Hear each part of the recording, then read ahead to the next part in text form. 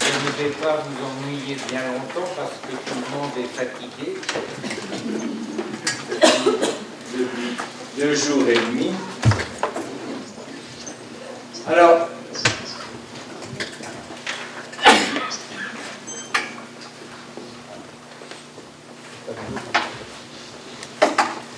il y a toujours des petits problèmes. Ça va.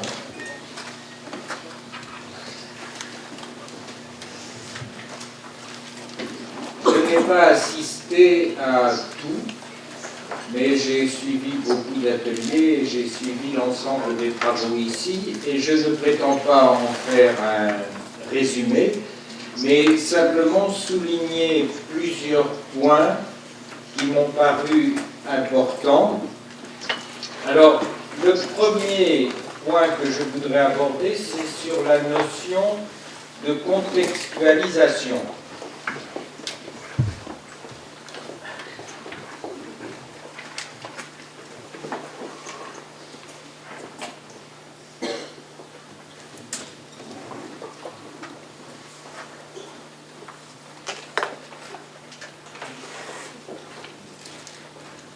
Oui, alors, cette phrase, c'est pour donner la thématique de mon intervention.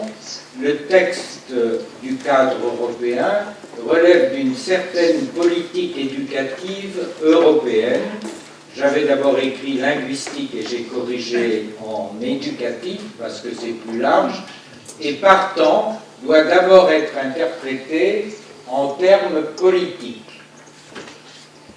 Alors, je vais parler maintenant de mon premier point, si j'arrive à savoir, voilà. J'ai donné quelques précisions sur la notion de contextualisation. En linguistique, vous savez que le contexte, c'est ce qui va avec le texte. Or, le texte, dans le cadre européen, peut être à la fois de l'oral ou de l'écrit. C'est-à-dire, c'est l'ensemble des circonstances de production, de transmission et de réception d'un texte ou d'un message, qu'il soit écrit ou oral. Ces circonstances restent presque toujours implicites, mais elles jouent un rôle dans la manière dont le message est transmis. Alors, je ne peux pas faire une démonstration sur ce point, mais c'est essentiel. Par exemple, dans les dialogues en face à face, le dialogue, l'interprétation que l'on donne aux répliques d'un dialogue dépend essentiellement des circonstances dans lesquelles se tient ce dialogue. On appelle, à l'oral, on parle plutôt que de contexte, on parle de situation. Alors, cette notion de contexte, quand on l'applique en didactique des langues, ça n'est pas nouveau. Avant le cadre européen, il y avait, il y a 20 ans, une discussion sur la contextualisation des manuels de langue. Il y avait des manuels de langue fabriqués à Paris, par exemple, et certains disaient qu'il faut contextualiser ces manuels dans les...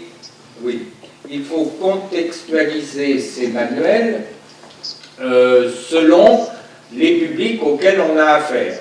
Ça veut dire qu'on faisait, disons, une version chinoise, une version japonaise, une version américaine, etc.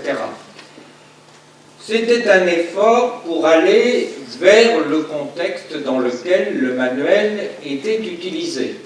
Mais on perdait un peu conscience qu'un manuel, une méthode, n'est jamais adapté à la classe où on l'utilise. Parce que la classe où on l'utilise, c'est un professeur particulier, c'est des élèves particuliers, et ce qui se passe dans la classe, c'est ça qui permet aux élèves d'apprendre. Du moins quand ils travaillent dans une classe. Ça n'est pas le manuel qui enseigne, et évidemment, ça n'est pas le manuel qui apprend. Le manuel n'est qu'une sorte d'outil qui n'est donc jamais parfaitement adapté à la classe où on l'utilise. Je pourrais dire la même chose, et même en accentuant encore cet aspect, pour le cadre européen. J'ai posé deux questions. Peut-on appliquer le cadre européen sans agir sur le contexte endogène, c'est-à-dire le contexte où on l'applique, n'est-ce pas, où on l'utilise? Faut-il adapter le cadre au contexte ou ajuster le contexte au cadre? Vous avouerez que c'est plus difficile d'ajuster le contexte au cadre parce qu'il ne dépend pas, disons, du cadre. Alors, adapter le cadre au contexte, je crois que pour une adaptation un peu conséquente, il faut partir d'une analyse du contexte où on veut l'adapter. Dans cette analyse du contexte, il faut tenir compte de deux choses, ce qu'on peut appeler le macro-contexte. Et le macro-contexte, ça inclut des choses comme politique d'ouverture ou non à l'international.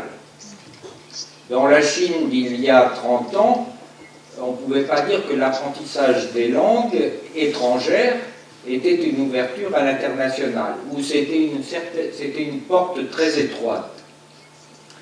Ça engage le problème de la politique d'immigration. Là où je l'applique, comment reçoit-on les immigrés? Qu'est-ce qu'on exige d'eux? Peuvent-ils devenir citoyens de leur pays, etc. Ça engage donc politique éducative, la politique éducative et linguistique du pays où on veut adapter le cadre européen.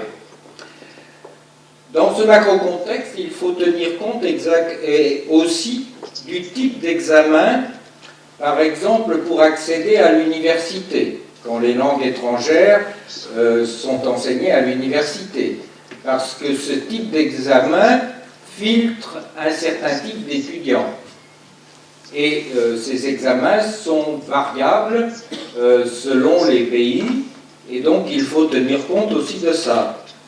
Mais il faut tenir compte aussi d'autres questions, c'est-à-dire, par exemple, qu'est-ce qui est requis pour trouver du travail dans le pays où on applique le cadre européen. Tout ça, c'est ce que j'appelle le macro-contexte. Et vous voyez que ce macro-contexte est très fortement déterminé par la politique du pays où on veut utiliser le cadre européen. Mais il faut tenir compte aussi du micro-contexte, en particulier de savoir si la langue que je veux enseigner est une langue seconde ou une langue étrangère. J'y reviendrai tout à l'heure. Il faut tenir compte de la formation des professeurs de langue. Si j'ai des professeurs qui maîtrisent mal à l'oral la langue que je veux enseigner, eh bien, je ne peux pas utiliser certaines techniques simplement parce que les professeurs ne pourront pas l'utiliser dans la classe. Il faut tenir compte des habitudes d'apprentissage des élèves. S'ils sont dans certaines traditions éducatives, est-ce qu'il est bon ou pas de faire une rupture avec ces traditions éducatives? Il faut tenir compte de leurs désirs, de leurs besoins, de l'image qu'ils se font de la langue étrangère. Et c'est à partir de l'étude du macro-contexte et du micro-contexte qu'on peut peut-être commencer à penser une adaptation du cadre européen à un contexte local. Il ne faut pas négliger quand même l'aspect ajuster le contexte au CER. La formule est peut-être trop forte, mais j'ai entendu un intervenant dire qu'il utilisait le cadre européen en Chine comme un poil à gratter. Et poil à gratter, vous savez ce que ça veut dire. C'est des choses que l'on glisse et qui vous grattent, donc que vous êtes obligé de bouger, en somme. Alors, le cadre européen peut être un poil à gratter dans certaines institutions ou dans certains pays qui ont tendance, disons, à s'en tenir à la tradition éducative qui est la leur depuis longtemps. Il ne faut pas oublier que les traditions éducatives, ça ressemble beaucoup aux traditions religieuses. Et c'est aussi immobile ou aussi difficile à modifier ou à changer que les traditions religieuses. Si j'avais le temps, je vous citerai des personnages importants pour appuyer ce que je veux vous dire. Bon, ensuite, j'aborde mon deuxième point, d'un monolinguisme national à un certain plurilinguisme et pluriculturalisme transnational. Si vous voulez, je justifierai le transnational tout à l'heure. Alors, le premier point, mais je vais aller très vite, c'est le côté novateur du cadre européen. En quoi le cadre européen est-il novateur? À mon avis, je l'ai déjà dit, je crois, ici, ou peut-être ailleurs, le cadre européen n'est pas tellement novateur du point de vue des techniques d'enseignement. Parce que pratiquement toutes les techniques d'enseignement qu'on y trouve, elles ont été plus ou moins utilisées dans telle et telle méthode auparavant, en particulier la méthode communicative, mais certaines, ça remonte plus loin. Il y a, en France, par exemple, il y a Freinet, ou Pestalozzi, ou beaucoup d'autres. Donc, de ce point de vue-là, disons, l'enseignement par tâche, tout ça, ça n'est pas très nouveau, c'est très ancien. En fait, ce qui est nouveau, c'est l'aspect politique éducatif.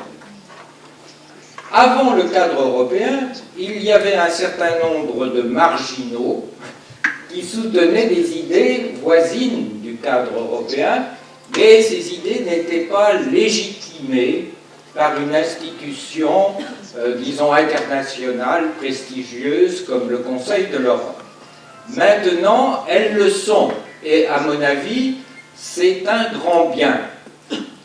C'est-à-dire que le cadre européen allait à l'encontre de traditions éducatives européennes foncièrement nationales, et je dirais même nationalistes, datant au moins du XIXe siècle.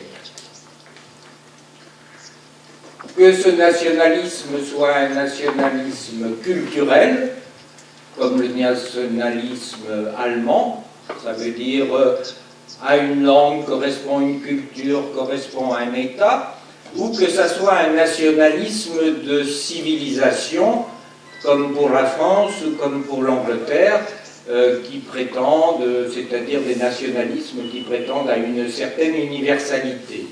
Mais ces deux types de nationalisme aboutissaient au fait que la distinction fondamentale, c'était la langue nationale que tout le monde devait parler dans le pays. Vous savez qu'en France, au moment de la Révolution, on a beaucoup discuté de ça, parce qu'on a constaté que plus de 60% des Français ne parlaient pas français, et donc tout l'effort du XIXe siècle a été d'universaliser le français en France, par exemple. Au Japon, je ne sais pas comment ça s'est passé, mais sans doute il y a eu quelque chose d'un peu comparable.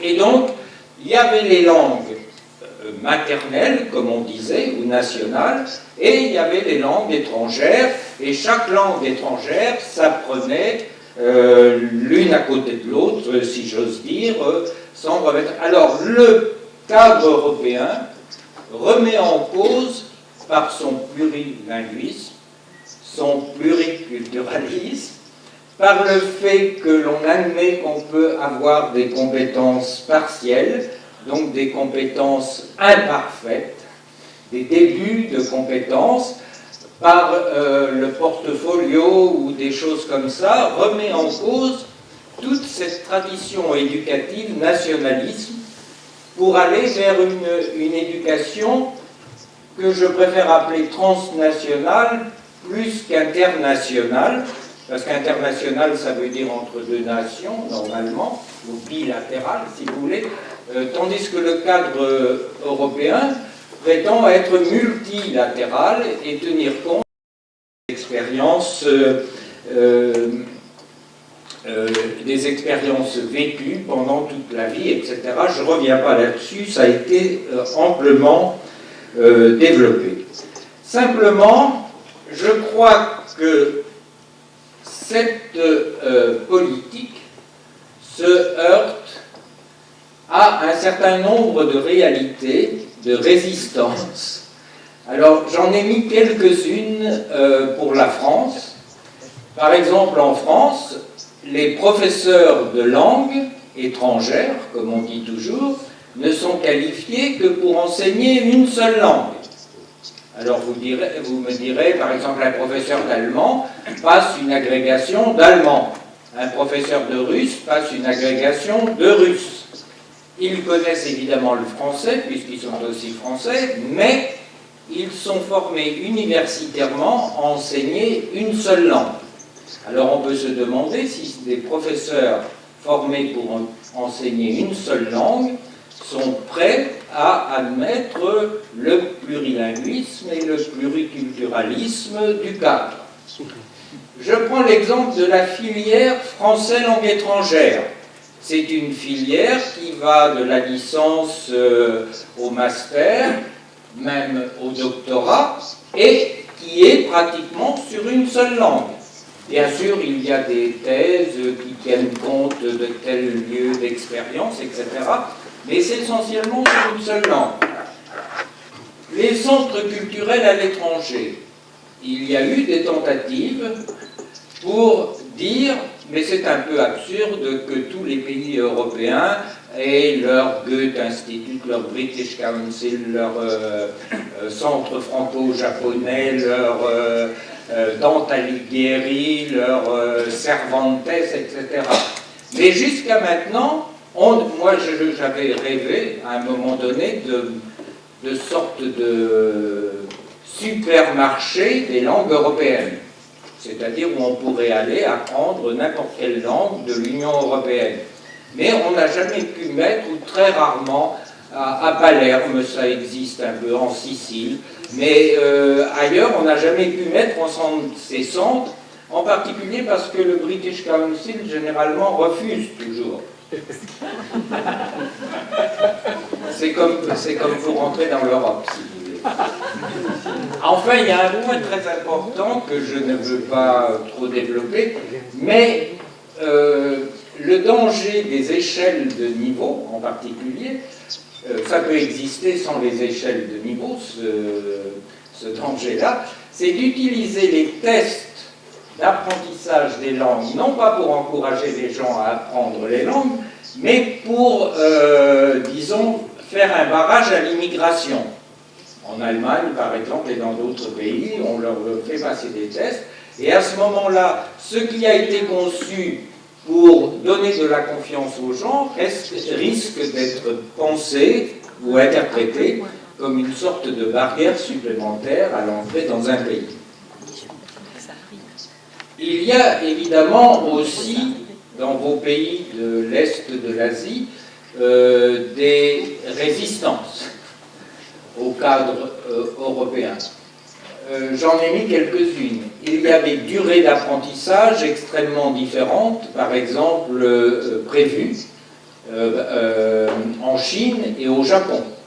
Au Japon, on a souvent souligné que pour des langues comme le français ou l'allemand, c'était au maximum 180 heures sur 2 ans. Bon, si on compare avec la Chine, où c'est à raison de 15 à 16 heures par semaine sur 2 ans ou 3 ans, on a des conditions extrêmement différentes. Les motivations sont aussi variables. Je suis surpris, par exemple, quand j'ai entendu les communications sur la Chine, de voir que les étudiants chinois semblent vouloir apprendre le français pour des raisons professionnelles ou des raisons, disons, liées à une activité, à un métier ou à quelque chose plus tard.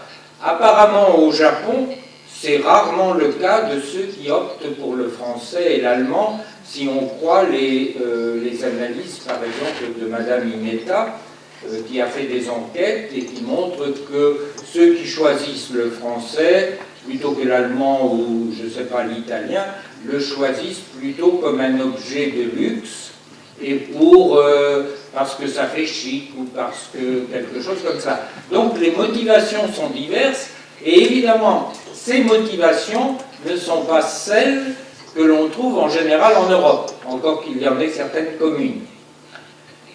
Les évaluations ont des fonctions très différentes, disons selon les pays aussi, la manière dont elles fonctionnent.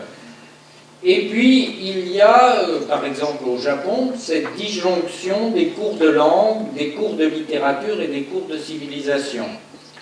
C'est-à-dire que les professeurs sont définis comme des professeurs de langue, et donc la culture et la civilisation, c'est d'autres qui font, ou la littérature, c'est d'autres qui font cela.